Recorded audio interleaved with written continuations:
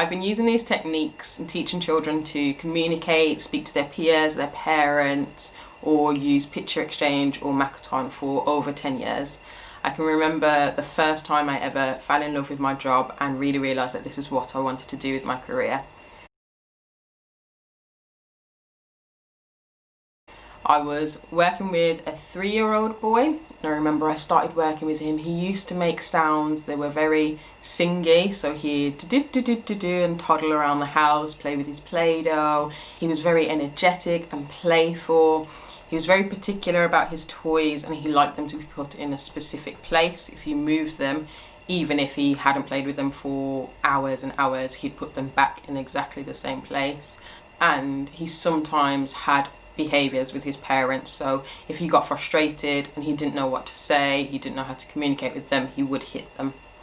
I began working with him and getting to know his personality a bit more, and he did show some behaviours with me. He used to bite me, pinch me, scratch me, and it was all frustration from not being able to tell us that he was hungry or he was tired or he wanted a drink. He didn't really know how to communicate this, and he also didn't really communicate using cues. For instance, I've worked with children who walk to the kitchen if they're hungry or thirsty, and kind of go to the fridge, whereas this little boy at this stage didn't do that.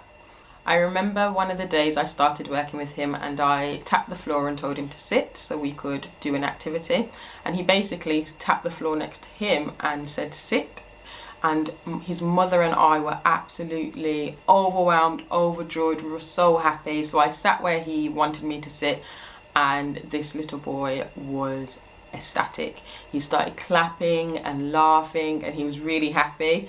And then for about 2 hours of the time that I was working with him, he basically told me to sit everywhere, and he found it really funny that I listened to him and I knew what he meant.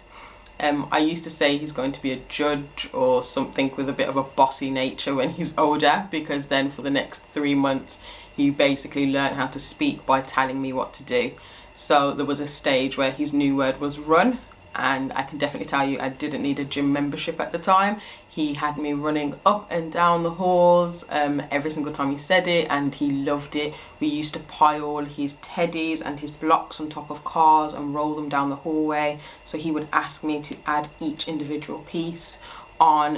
It was just lovely to hear his voice, and one of the turning points in my career was the first time he ever said mom, and the look on his mum's face still sits on my heart, to be honest with you.